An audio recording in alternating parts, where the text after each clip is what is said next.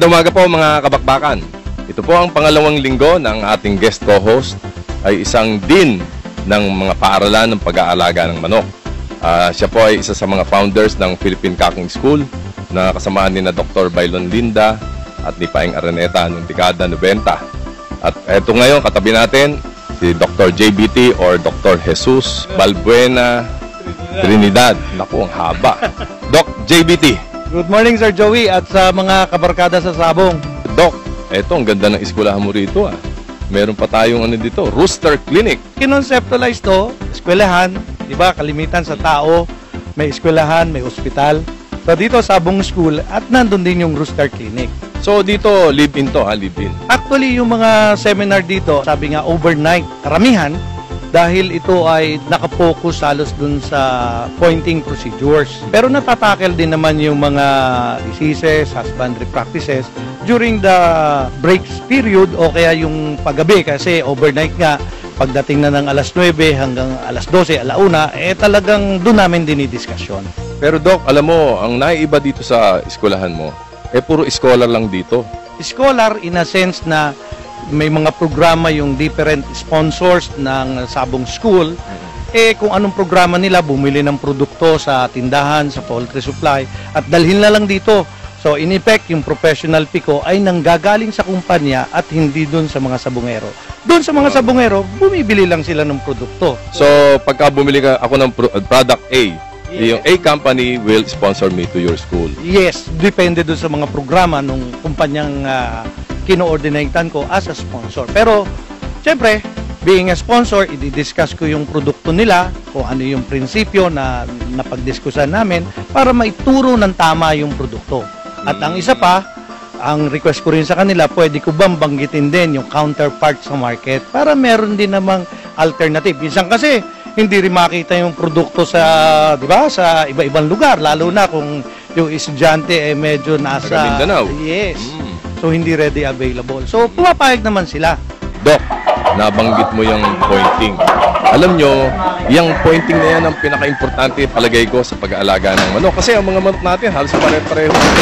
Mga sweater roundhead, mga sweater kelso, mga hats butcher roundheads, na pagalingan na lang ito ng pag-aalaga at pointing. Yun yung sinasabi nila. Kasi sabi ko nga, ang pagkapanalo sa sabong ay manok pa rin. Yung pointing, mai-enhance mo rin lang yung abilidad ng manok kung tama yung prinsipyo ng pagpo-point ng ating manok panabong. Pero masisira mo rin yung abilidad ng manok kung mali yung prinsipyo ng pointing. Hindi kung mo nag-champion, yun yung gamit niya, tutularin mo. Kung tumama, kung iba yung prinsipyo, hindi mo nalalaman, ginamit mo, baka masira. So, teka muna, importante sa lahat, ano ba yung pointing? Paano ba ang maibibigay mo sa amin in this so short a time, basic ideas about pointing? Unang-una, ano po yung definition ng pointing? Sa definition po ng Sabong School, ang pointing ay yung peak temperature ng isang manok panabong na siya ay laban na laban sa kapwa manok. Para mas madali po nating maintindihan, isa po sa mga seminars na nakondak ko ay may nagtanong po na, Dok, bakit ang B12 ay lagi nating ibinibigay 1 day before the fight? Ayan ay vitamins. Ano ang magagawa ng vitamins sa manok panabong na 1 day before the fight? O ano magagawa ng vitamins sa pointing na magpapalakas ba yan? Kung vitamins per se po ay talagang a day before, hindi po mabibuild up yung lakas niyan. Pero meron pong tinatawag na reaksyon ng manok, yung pyrogenic reaction na ang manok po ay hindi nagpapawis. Ano man na ibigay mo ng sobra o kaya inherent, isa po ay B12 inherent na nagpapainit sa manok panabong, ay maaari pong itaas niya ang metabolismo, tumaas ang temperatura, medyo magalit at papalo po yung manok. Ito po yung ginagawa ng B12. Pero pag napasobra, baka naman masama rin. Yes. Oo. Kasi nga, alam mo, minsan may nagtanong sa akin, paano mo gagawin yung head knocking syndrome? Kasi nga, ang manok na pointed, kadalasan nag-head knocking eh. Ano ba yung head knocking na yan, Doc? Yung head knocking kasi is brought about by the mild dehydration. Tuyo na yung manok kasi ang balanse ng manok ay nandun sa tenga. Parang tao rin. Yes. Na pag bumaba yung fluids doon sa tenga, medyo hinahanap niya yung balanse niya, kaya naghe-head knock. But delikado yun, di ba? Ang tenga, pag hindi balanse, magkakaroon ka vertigo. Yes. Ngayon, dapat yan ay mild na tolerable sa kanya na ma-maintain mo yung level na, sabi nga, saktong-sakto para yan ay pointed o talagang dehydrated ang metabolismo. Pero pag biglang, sabi nga na sobra, ay mau-off yan. Parang yung head knock, ang sinasabi ng manok, ayako na yan lumaban, boss, ayako na.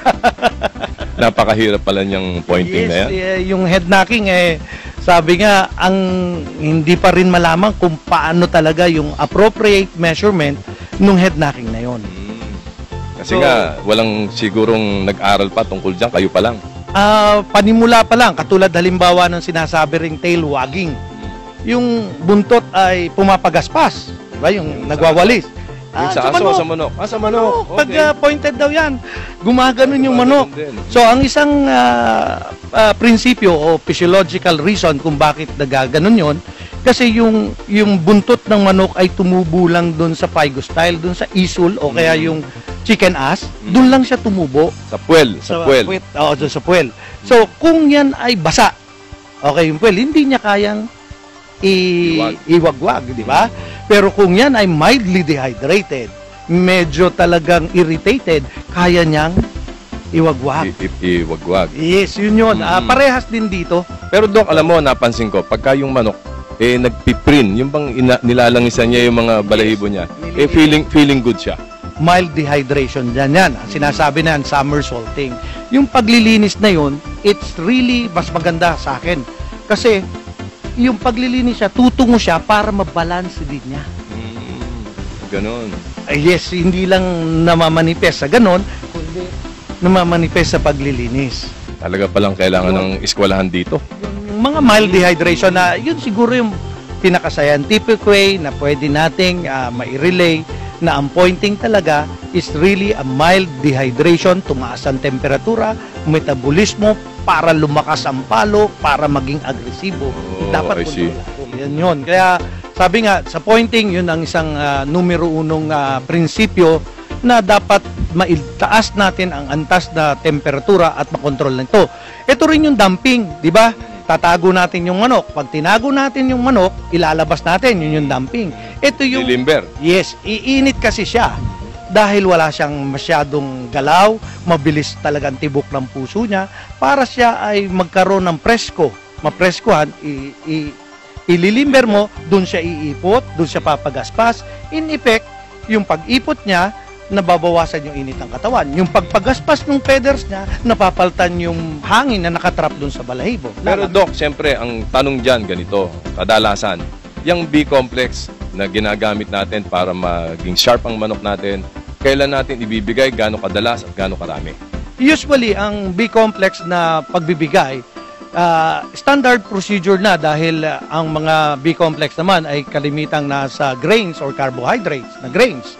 So, minsan kasi, halos wala na rin B-complex dahil nga sa mabilis na pamamaraan ng pagpapalaki. So, sa akin, standard na procedure bago ka magkondisyon na ibigay mo yung, sabi nga, yung pagpupurga, sabi nga, pagliligo para mawala yung kuto, at saka magkaroon ka ng B-complex kasama ang B12. Minsan nga, hahaluan ng iron para ma-assured natin yung body oxygenation nung manok panabong. Para mapula siya. Yes. Pula. Kasi nga, walang bulate. Na kakain ng, sabi nga, aagaw sa dugo, wala ring kuto, may B-complex, lalong-lalo na ang B12 para maging malusog yung dugo. So, pupulang-pupula yung manok. Yun. So, standard siya na before conditioning or sa maintenance, pwedeng ibigay na once a month hanggang, sabi nga, 2 months. Yung B-complex, di ba? Yung iba, nagbibigay niya ng 1, 3, 5, 7, 11, 15, 18. Tapos, o kaya 3 days before, meron day before. Maraming klase eh. Ano bang advisable? Yung kasing injectable na B-complex, maganda ito sa priming. Ibig sabihin, initial. Dahil ang advantage lang naman ito ay bilis ng pasok. Pero kung kumpleto ka naman sa suplemento after the priming, I would rather suggest na once in a month or twice in a month. Kung ikaw ay nasa higher altitude, kulang ang oxygen level doon, maaaring twice in a month. Pero kung nasa lower altitude ka, tapos napakainit, pwede mo siyang bigyan ng 2 beses din. Kasi Siyempre, sabi nga, mainit, mawawala yung B-complex dahil sa paghalal, stress. So, depende yan. Pero sa akin, priming ang injectable dun sa suplemento. Be sure na nandyan yung B-complex, lalong-lalo ang B12, kung kayo magbibigay sa panahon ng pagkukondisyon at once in a month lang bali pwedeng mabigay. Kung gagamitin mo ang B-complex sa pointing, kasi minsan ginagawa nila B-complex plus tataasan yung B12. B-complex, tataasan niya ang iron. Okay? So sa aking experiences, ang epekto kasi ng isang injectable ay within 72 hours. 12 to about 72 hours. Yung peak niya bale, natatimingin mo yung pagtaas ng body temperature niya is a day before the fight. Halimbawa, bukas ang laban. Ngayong bandang alas 3, alas 4 ng hapon, tuturukan natin siya. Ayun. Para eksakto lang na siya ay tutugma sa 12 hanggang, sabi nga, magkahabaan man yan, 24 oras. I see. Yun ang pinaka-safe, ano? Kasi nga nasa instruction din, meron akong nakita diyang vitamina na pa-super pa. Nakalagay doon na day before, di ba? Pwede rin siyang day before, no? Depende yon sa dami. Kung yan ba ay, sabi nga, 1,000 microgram, 500 microgram. Mga 1,000 pangkaraniwan ng uso ngayon. So, 0.5, 0.3. So, depende nga din bali sa carrier nung gamot. So, as a general rule, ang 1,000 microgram is between 0.2 to 0.3. Ang laki ng manok is definitely, sabi nga, 1.7 to about 2.2. So, pwede mo siyang itaas kung siya ay malaki. Kung malamig, pwede ka rin magdagdag dahil pabibilisin yung metabolismo ng manok. Oo nga. Kasi nga, minsan nasubukan ko, every other day, sinaksakan ko. Aba, yung manok talagang mag-iinit. Sobrang init ng ulo. Mga manok ko abang. Nakko, nagpulot ng ano. Yes. Masisira yon. Pag nakita mo yon o kaya nahipo mo yung muka, para talaga siyang sobrang lagnat. Sabi nga, yun ay, sabi ko nga, yes, overheated na yung manok panabo. Sa lagay, ginagamitan mo pala ng thermometer itong mga manok.